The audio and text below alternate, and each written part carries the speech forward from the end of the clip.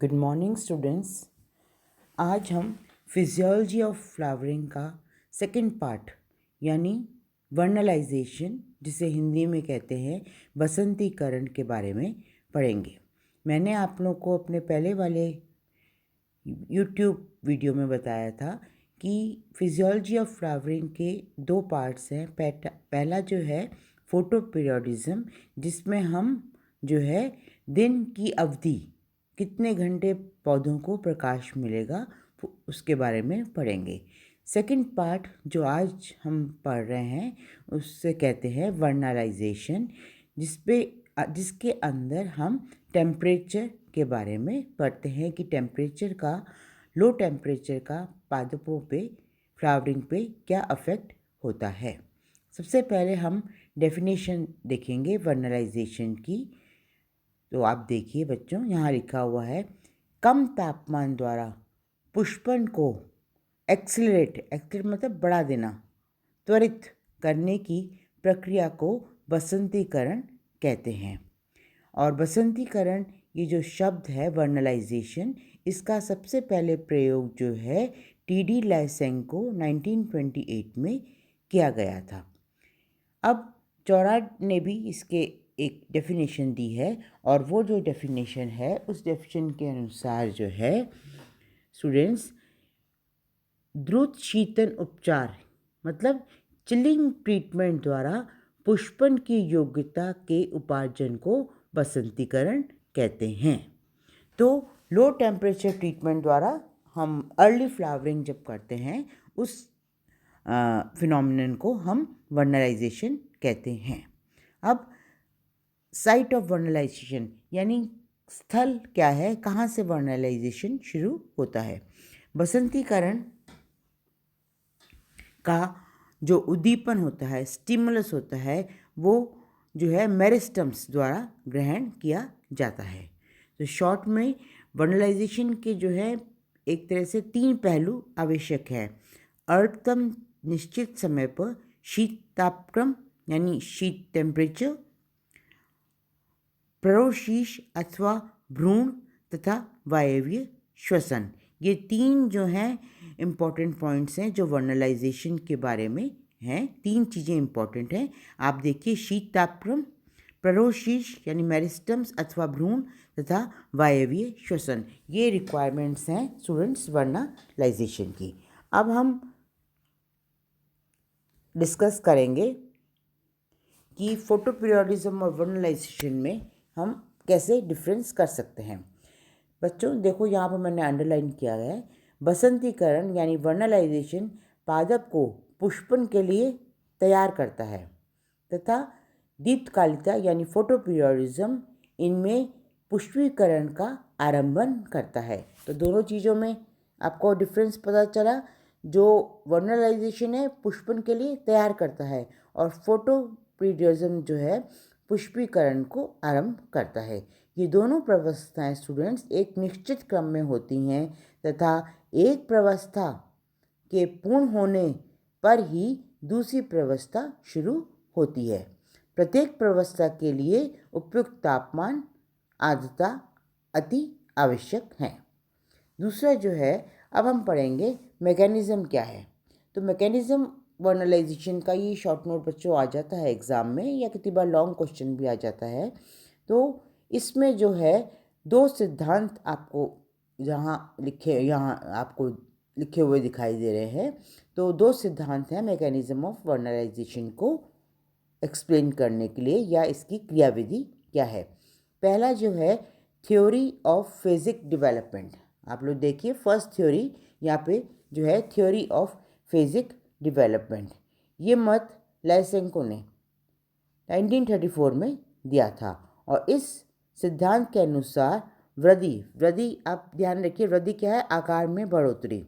वृद्धि तथा परिवर्तन मतलब विभिन्न अंगों में लाक्षणिक परिवर्तन, 2 अलग अलग चीज़ें हैं बच्चों। वृद्धि अलग है, परिवर्तन अलग है।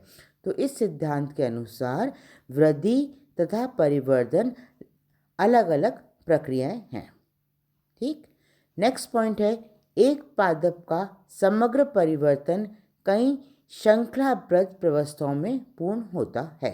यानी परिवर्धन जो है वो उसकी अलग अलग स्टेजेस होती हैं। तीसरा पॉइंट है नेक्स्ट प्रावस्था, यानी अगली प्रावस्था तभी शुरू होती है जबकि पहली प्रावस्था या प्रावस्था पूर्ण हो चुकी हो। तो नेक्स्ट स्टेज तभी शुरू होगी जब फर्स्ट स्टेज जो है कंप्लीट हो चुकी हो। फोर्थ पॉइंट है स्टूडेंट्स, प्रत्येक प्रावस्था के पूर्ण होने में बाह्य या वातावरणीय या बाहर की परिस्थितियाँ जैसे प्रकाश है, तापन है, ये चीज़ें इम्पोर्टेंट रोल प्ले करती हैं। लेसेंको के अनुसार पौधों के परिवर्तन में दो प्रावस्थाएं ऊष्मीय प्रावस्था तथा प्रकाश प्रावस्था का महत्वपूर्ण योगदान है। प्रकाशीय प्रावस्था पादप को पुष्पन के लिए तैयार करती है, ये मैंने आपको पहले बताया था, परंतु इस प्रावस्था के प्रारंभ होने के लिए ऊष्मीय प्रावस्था का पूर्ण होना आवश्यक है। अर्थात ऊष्मीय प्रावस्था के समाप्त होने पर प्रकाशीय प्रावस्था प्रारंभ होती है। यदि ऊष्मीय प्रावस्था संपन्न नहीं हो पाती तो पादप पुष्पन के लिए असमर्थ रहता है। बसंतीकरण की क्रिया पादप के परिवर्धन के ऊष्मीय प्रावस्था को त्वरित करने का कार्य करती है। तो पुष्पन के लिए जो है इम्पॉर्टेंट दोनों चीज़ें इम्पॉर्टेंट हैं, तभी हमने फिजियोलॉजी ऑफ फ्लावरिंग को दो पार्ट्स में डिवाइड किया है। तो दोनों चीज़ें जो है फोटोपीरियोडिज्म और वर्नलाइजेशन पुष्पन के लिए जरूरी हैं। अब ये जो सिद्धांत है थ्योरी ऑफ फिजिक डेवलपमेंट, इसे जो है स्वीकार नहीं किया जाता, कुछ साइंटिस्ट इसे स्वीकार नहीं करते, और क्योंकि इस परिकल्पना के अनुसार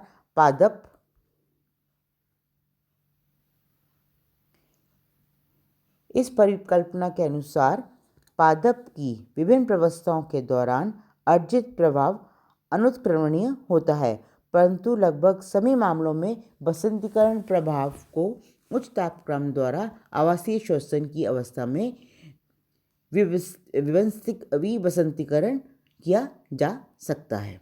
दूसरा पॉइंट जो है, अनेक मामलों में शीत उपचार को जिबुलिन द्वारा प्रतिस्थापित किया जा सकता है, अर्थात ऊष्मीय प्रावस्था को अनिवार्यता सही नहीं है। थर्ड पॉइंट जो इसके अगेंस्ट में है, गेहूं की अनेक किस्मों में देखा गया है तापक्रम तथा प्रकाश की विस्तृत अवस्थाओं में पुष्पन होता है। तो गेहूं की अनेक किस्मों में तापक्रम तथा प्रकाश की विस्तृत अवस्थाओं में पुष्पन होता है। तो बच्चों ये 3 पॉइंट्स हैं आपको जो ये अगेंस्ट में है, जो इस थ्योरी को स्वीकार नहीं करती है। अब नेक्स्ट जो है इम्पॉर्टेंट थ्योरी है हार्मोनल सिद्धांत।